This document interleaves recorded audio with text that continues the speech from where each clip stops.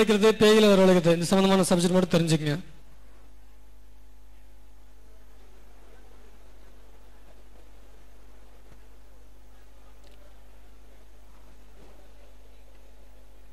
ஆவிகளை வரவழைக்கிறதுக்கு வந்து நிறைய மெத்தட் வந்து இப்போது வழக்கத்தில் இருக்குது. பொதுவாக வந்து இந்த Ouija board, automatic rating, so இந்த மாதிரி நிறைய இருக்குது. ஆனால் நேரடியாக ஆவிகளை வரவழைச்சு நம்ம பேசுகிறதுக்கு என்ன பண்ணுறது, இதுதான் என்னோடய ஸ்டைல் ஃபார்முலா. ஸோ அதை நான் சொல்கிறேன். அது புக்கில் கொடுக்கல, நான் இல்லை சொல்கிறேன், எழுதிங்க, இல்லைன்னா நோட் பண்ணிங்க. அமாவாசை அன்னைக்கு ஆலமரம் இருக்கு இல்லையா, ஆலமர விழுது, ஆலமர விழுது வந்து காப்பு கட்டி எடுத்தாலும் சரி, நீங்கள் அப்படியே எடுத்தாலும் சரி, எடுத்துட்டு இரும்பு படாமல் வெட்டி எடுக்கணும். இல்லைன்னா அந்த விழுது கிட்ட பார்த்தீங்கன்னா இந்த ரொம்ப பசுமையாக ரொம்ப இலசாக இருக்கும். அந்த விழுது சாஃப்டாக இருக்கும். சில விழுதுலாம் மொத்தமாக இருக்கும், ரொம்ப காஞ்சி போய் கல் மாதிரி இருக்கும். ஒரு சில விழுதில் பார்த்தீங்கன்னா அந்த புதுசாக வளர்ந்துருக்கும் அந்த கொடி, அந்த புதுசாக வளர்ந்த இலசாக இருக்கிறதா பார்த்து கட் பண்ணிக்கலாம். இல்லை நீங்கள் பழசாக இருந்தாலும் சரி. ஆலமர விழுது அமாவாசை அன்னைக்கு காப்பு கட்டி எடுத்தாலும் சரி, நீங்கள் அப்படியே எடுத்தாலும் சரி, கரெக்டாக 12 மணியா? நிறைய பேர் கேட்குறாங்க, ஏன் நைட்டு, ஏன் வந்து பேய் 12 மணிக்கு வருதா, அதுக்கப்புறம் வராதா, இல்லை அதுக்கப்புறம் அதுக்கு முன்னாடி வராதான்னு கேட்குறாங்க. பேய் எல்லா டைமுக்கே வரும், 12 மணிக்கு கொஞ்சம் வேகமாக வரும். அது ஏன் அப்படின்னா அது உச்சகாலம், சூரியன் அப்போ தான் வந்து பகலில் உச்சமாக இருக்கும், நைட்லேயும் அதே மாதிரி இரவு உச்சமாக இருக்கும். அதனால வந்து பேய் அந்த டைமில், பேய் மட்டும் எல்லா தெய்வங்களுமே அந்த டைம் வந்து உச்சமான நேரம், நடுப்பகல் நடு இரவுன்னு சொல்கிறாங்க இல்லையா, அந்த மாதிரி நேரத்தில் தான் வரும். நிறைய கேள்விகள் இந்த டிவியில் கூட நிறைய பேர் இந்த கிண்டல்லாம் பண்ணுவாங்க, பேய் ஏன் 12 மணிக்கு வருது, அதுக்கு மேலே வராதா அப்படின்னு சொல்லி. பேயெல்லாம் வர வைக்கணும் சொல்லுங்க, எந்த எங்கேனாலும் வரவழைச்சிடலாம், பிரச்சனையே கிடையாது. நீங்கள் அமைதியாக இருங்க சார், உங்களால் நம்பி எதுவுமே செய்ய முடியாது சார். ஆலமரம் விழுது காப்பு எடுத்துங்க, காப்பு கட்டி எடுத்து கறிக்குங்க, பச்சை கருப்பரம் போட்டு கறிக்குங்க. நீங்க மைக் வச்சு கேளுங்க, பச்சை கருப்பரம் போட்டு கறிக்குங்க. இந்த மையை வந்து இரவுல விலகு வெளிச்சமே இருக்கக்கூடாது, புருவ மத்தியில வச்சுக்கணும். குருஜி, நைட்டு நாங்க ஒசூர்ல இருந்து வந்திருக்கோம். இந்த பாலத்துக்கிட்ட இருந்து காரை என்ன துரத்தினே வந்துச்சு குருஜி. எல்லாரும் காரை விட்டு இந்த இடத்துல இறங்கிட்டு சொல்றேன் உட்காருங்க. என்ன இருங்க என்ன கொன்றதுக்கே பாச்சு இது குருஜி நைட்டுங்க.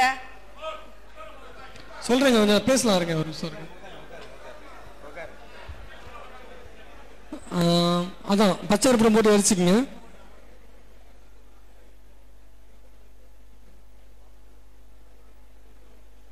எரிச்சிட்டு இதோட சிவனார் வேம்பு தைலம் இருந்தால் சேர்த்துக்கலாம். சிவனார் வேம்பு தைலம் இல்லைன்னா சும்மா சிவனார் வேம்பு தைலம் இருந்தால் சேர்த்துக்கலாம், அது மையா கலந்துக்கிறதுக்கு. சிவனார் வேம்பு தைலம் இல்லைன்னா நீங்கள் சும்மா சாதாரணமாக கூட அதை அரைச்சி வச்சுக்கலாம். அந்த விழுதை அரைச்சி பச்சை கருப்பரம் போட்டு அரைச்சி அந்த விழுதை மெத்தியில் வச்சுட்டு இரவில் தனி இடத்துலையோ இல்லை வந்து நீங்கள் காட்டுலையோ இல்லை இருட்டான இடத்துலையோ இல்லை சுடுகாட்டுலையோ எங்கே வேணாலும் உட்காந்துக்கலாம். எங்கே உட்காந்து நீங்கள் கூப்பிட்டாலும் ஆவி வசியமாகும். ஆவி வசியமாகறதுக்கு இல்லை ஆவி வரவழைக்கிறதுக்கு வந்து மந்திரம் வந்து உங்களோட உபாசன மந்திரம் இல்லை காளி மந்திரம் சொன்னாலும் சரி, இல்லை சும்மா நீங்கள் அதை வச்சுட்டு படுத்தாலும் சரி, ஆவி வந்துடும். ஆனால் ஆவி வரவழைக்கிறது பெரிய விஷயம் இல்லை, அதை கண்ட்ரோல் பண்ண தெரியணும், அதுதான் ரொம்ப பெரிய விஷயம். அது வந்ததுக்கப்புறம் அது போனெல்லாம் போகாது, அதுக்கிட்ட போய் நாய் ஓட்டுற மாதிரி சூச்சு போகலாம் போகாது அது. அதனால் அது தெரிஞ்சிருந்ததுன்னா உங்களுக்கு மந்திரம், இப்போ நான் சொல்லக்கூடிய விஷயம் இதுக்கப்புறம் மதியம் லஞ்சு முடிச்சுட்டு கொஞ்சம் பவர்ஃபுல்லான மெத்தட்லாம் வரும். இந்த மயான முறை பேய்களை வரவழைக்கிற சில மெத்தட்லாம் வரும். அதெல்லாமே பார்த்தீங்கன்னா நீங்கள் மந்திரம் ஜெபம் பண்ணி நல்லா பவராக இருந்தால் மட்டும்தான் இதனால் இப்போ நான் சொல்கிறதெல்லாம் பயன்படுத்தணும். அவசரப்பட்டு இதை பயன்படுத்தி யாருக்காவது உயிர் போயிடுச்சு இல்லை வந்து பைத்தியம் போச்சுன்னா நான் பொறுப்பு கிடையாது. ஸோ அதனால் ப்ராப்பராக மந்திரம் ஜெபம் பண்ணி நம்மளால் முடியும், பேயை என்னால் கண்ட்ரோல் பண்ண முடியுங்கிற நம்பிக்கை அந்த கடவுள் மேலேயும் இல்லை நீங்கள் ஜெபம் பண்ணுற மந்திரத்து மேலேயும் இருந்துச்சுன்னா நீங்கள் தாராளமாக பேயை வரவழைக்கலாம். ஏன்னா இது எதுக்காக சொல்கிறேன், இது நேரடியாக வரவழைக்கக்கூடியது. கொஞ்சம் அசந்தாலும் தூக்கிறோம், முடிஞ்சிச்சு. அதான் ஸோ ஆலமர விழுது வந்து நீங்கள் அரைச்சி புருவ மத்தியில் வச்சுக்கணும். வச்சுட்டு தூங்கினாலே உங்களுக்கு ஆவிகள் வந்து உடம்புல இறங்கும். இல்லை அப்படின்னாலும் இது இப்போ நான் சொல்ல போது 2வது மெத்தடு. ஆலமர விழுது அதே மாதிரி அமாவாசையில் காப்பு கட்டி எடுத்தாலும் சரி, காப்பு கட்டாமல் எடுத்தாலும் சரி, எடுத்து அதை வந்து தூள் பண்ணி புகை போட்டு அந்த புகை முன்னாடி உட்காந்து மந்திரம் சொன்னாலும் ஆவிகள் ஆகர்ஷணமாகும். நம்பர் 3, அடுத்த மெத்தட் சொல்கிறேன், அதே எழுதிங்க. இதுவே புரியலையா? இதை விட கத்தி சொன்னால் ஆவி சுடுகாட்டிலேருந்து ஏஞ்சி வந்துடும். 2வது சப்ஜெக்டா? ஆலமர விழுது அதே முன்ன மாதிரி காப்பு கட்டி எடுத்துங்க.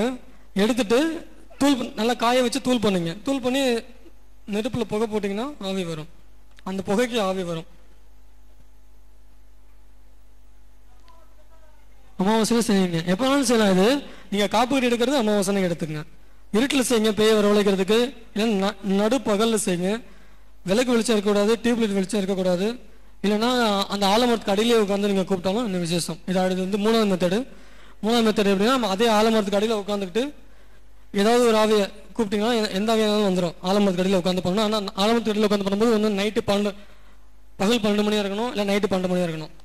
அந்த டைமிங் ஒரு கிட்டத்தட்ட ஒரு 11 மணிலேருந்து 1 மணிக்குள்ள நீங்கள் பண்ணிக்கலாம். மந்திரம் ஜபம் பண்ணிக்கலாம், நைட்டோ இல்லை பகல்லையோ. நைட்டு 11லேருந்து 1 மணிக்குள்ள. 3வது சப்ஜெக்டா? ஆலமரத்துக்கு அடியில் உட்காந்துக்குங்க. சரிங்களா? ஆலமரத்துக்கு அடியில் உட்காந்துட்டு கருப்பு துணி விரிச்சுங்க. கருப்பு துணி விரிச்சிட்டு கருப்பு துணி மேலே உட்காந்து மந்திரம் ஜபம் பண்ணுங்க, ஆவி வந்துடும்.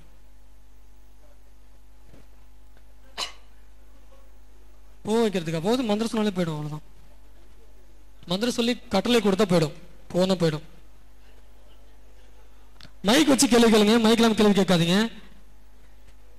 அதான் ஆழ விழுத கருக்கிறது மண் சட்டியில கருக்கலாமான்னு கேக்குறேன். என்ன மண் சட்டியில கருக்கணுமா? மண் சட்டி இல்லையா கருக்கிறது? அந்த விழுத கருக்கிறது கருக்குங்க. மண் சட்டியா வேற எந்த? மண் சட்டியில தான் கருக்கணும். ஆமா. இந்த மண் சட்டிலே பாத்தீங்கன்னா இந்த ஆனைக்கன் பட்ட சட்டின்னு சொல்லுவாங்க. ஆனைக்கன் பட்ட சட்டி கேள்விப்பட்டீங்களா? கருப்பு சட்டி இல்லைங்க, அது ரொம்ப தீஞ்சு போனா கருப்பு கருப்பா திட்டா இருக்கும். அதுக்கு பேரு ஆனைக்கன் பட்ட சட்டின்னு சொல்லுவாங்க. மூலிகைகளை எந்த மூலிகை நீங்க கருக்கிற மாதிரி இருந்தாலும் அந்த சட்டியில கருக்குறீங்கன்னா பவர் அதிகமா இருக்கும். புது மூலிகைகள் வந்து எரிக்கிறோம் இல்லை கருக்குறோம் இல்லையா? அப்போ வந்து ஆனைக்கன் பட்ட சட்டியில வந்து நீங்க எரிச்சாலும் சரி, இல்லை அதுல சில மூலிகை பிரயோகங்கள் அந்த சட்டியில பண்ணாலும் சரி பண்ணிக்கலாம். இல்லை ஒரு ஆவியை வந்து நீங்க ஒரு பானைகளை போட்டு வைக்கணும்னா சுடாத பச்சை பானையை வந்து செஞ்சோன்னா சுடக்கூடாது. சுடாத அந்த பச்சை பானையை எடுத்து வந்து அதுக்குள்ள ஆவியை போட்டு துணி போட்டு கட்டி வச்சிடலாம். கருப்பு துணி போட்டு கட்டி வச்சிடணும். கட்டி வச்சு ஆவி அந்த பானைகளே இருக்கும். இது வந்து ஆவியை கட்டுற பானை விஷயம் வரும்போது இது சொல்றேன், அவ்வளவுதான். 3வது பாயிண்ட், கருப்பு துணி போட்டு உட்காந்துங்க. கருப்பு துணி போட்டு உட்காந்துட்டு மை வைக்கமாச்சு நெத்தியில. இப்போ ஜென்ரலா ஒண்ணு சர்வலோக ஆத்மாக்களும் ஆகர்ஷிய அப்படின்னு நீங்க கூப்பிடலாம். இல்ல மை வைக்கமாச்சு, மை நீங்க சொன்ன மை வைக்கணுமா நெத்தியில? தேவையில்லையா? சாதாரணமாவும் பண்ணலாம், மை வச்சும் பண்ணலாம். சரி, மை வச்சும் பண்ணலாம், சாதாரணமாவும் பண்ணலாம். என்ன மைக் வச்சு கேளுங்க. எதுக்கு மைக் கொடுத்துருக்காங்க உங்களுக்கு? எதுக்கு எல்லாரும் கத்திட்டு இருக்கீங்க?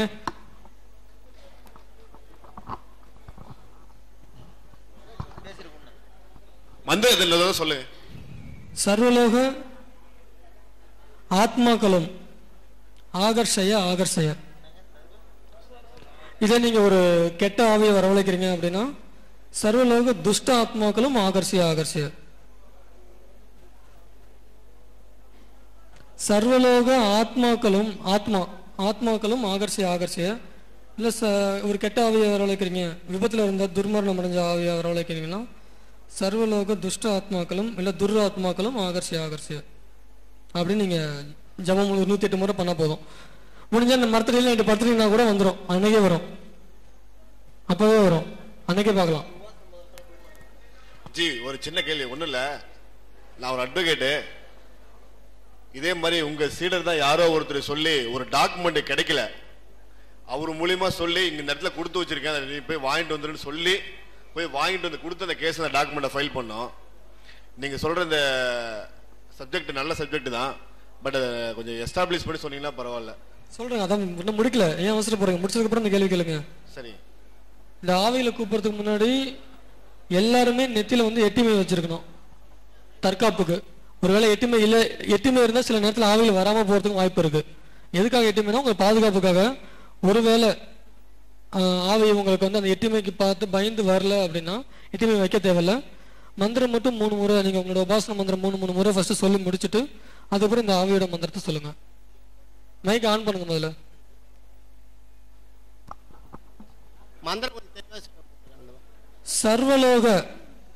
சர்வலோகம் போடுறதுனால சர்வ துஷ்டாத்மாக்களும் சர்வ ஆத்மாக்களும் ஆகர்ஷிய ஸ்லோகா, அவ்வளவுதான்.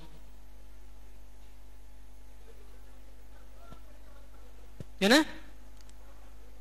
சர்வலோக ஆத்மாக்களும் ஆகர்ஷிய இது ஒரு மந்திரம். சர்வலோக துஷ்ட ஆத்மாக்களும் ஆகர்ஷிய இது ஒரு மந்திரம். சர்வ ஆத்மாக்களும் ஆகர்ஷிய இது ஒரு மந்திரம். சர்வ தூய ஆத்மாக்களும் ஆகர்ஷிய இது ஒரு மந்திரம். அவ்வளவுதான்.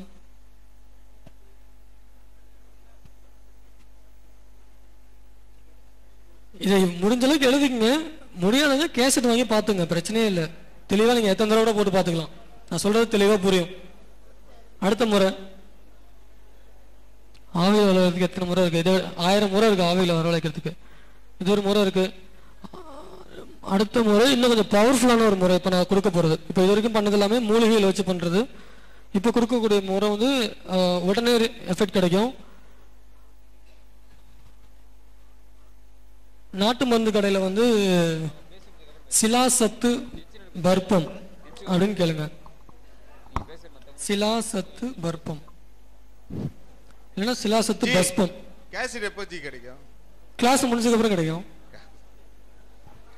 சிலாசத்து பர்ப்பம், சிலாசத்து பஸ்பம் பர்ப்பம் ரெண்டு ஒண்ணுதான். சிவனார் வேம்பு தைலம் நாட்டு மருந்துகளை கிடைக்கும், கிடைச்சா வாங்கிங்க.